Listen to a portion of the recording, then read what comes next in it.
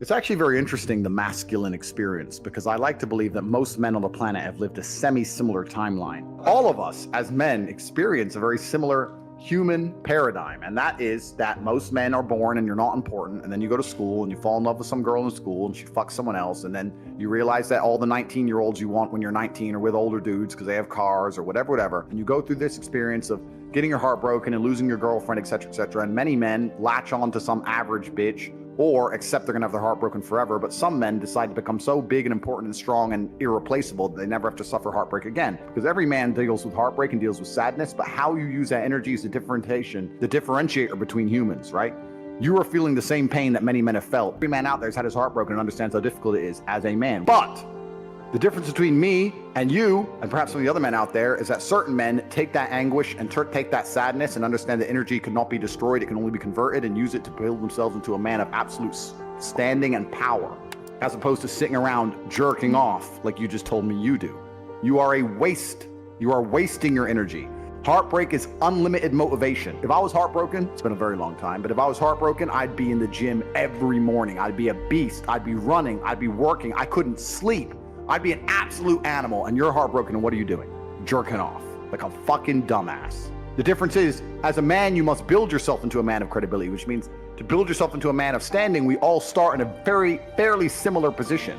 I became me through tedious, arduous, difficult, never-ending work. You are wasting your time. You know why God made your girl leave you? Because he wanted to show you that you ain't shit. He wanted to show you that you are human and you're fallible and that you're very replaceable. So he decided to make you fall in love with a girl, and he decided to make her leave you to show you that you are a dickhead. Now it is your job to look at the board, understand what's happened, say, I understand, God, I deserve that.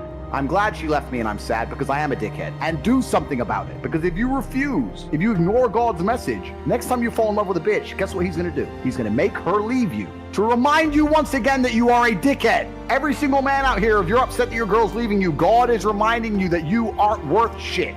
You need to get up and work so hard that even in the eyes of God, he is proud of you. God loves his creations, which show him their true potential and beauty. By getting up and trying your absolute best and becoming a man of moral standing, he will reward you and bless you. If you continue to be a dickhead, God will remind you you're a dickhead. So God just broke your heart on purpose to show you that the way you're living your life and the man you are simply are not good enough. What have you changed since? Nothing. Fucking nothing. You think God's gonna forgive you for no reason? You think God's gonna go, it's fine. He hasn't learned his lesson. He hasn't changed. He isn't even trying very hard. He's not up early in the gym. He ain't doing nothing. It's fine. Let's just let him fall in love and let's make sure the girl doesn't fuck someone else on OnlyFans this time. No, sir! This is gonna repeat endlessly. It's a cycle that will not fucking change until you take the message from God and become the man you're supposed to be. You must stop being a dickhead. You deserve what's happened to you. You deserve how you feel. All of it.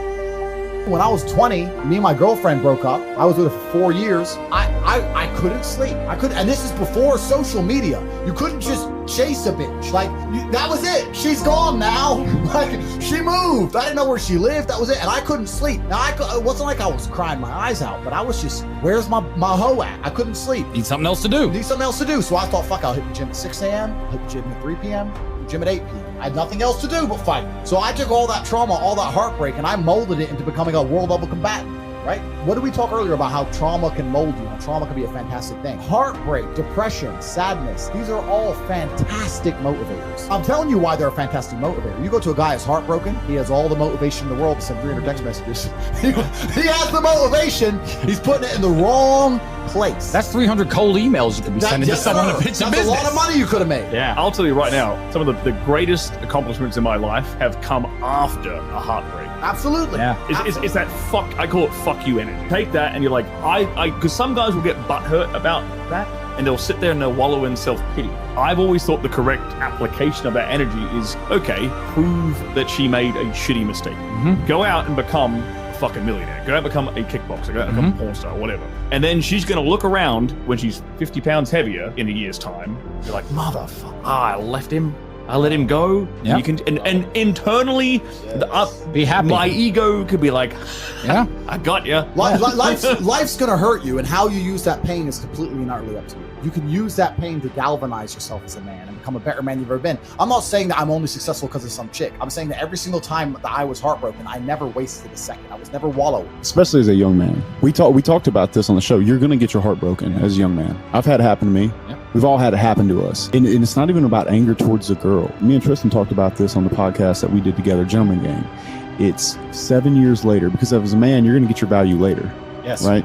So if you use that energy to put all that work in, these girls, they come back around, and I love to see them come back. Not because I'm in love again, just because it's like, I told you so. No, I said this, like anybody who tries to get revenge on a woman, way. that's incel energy. That's a wrong way of looking at it. The only revenge you can get on a woman who breaks your heart is success. Success is the best revenge. Just level up slowly, and when she messages you, you got two choices. You can either say, sorry, baby, you're not my type anymore.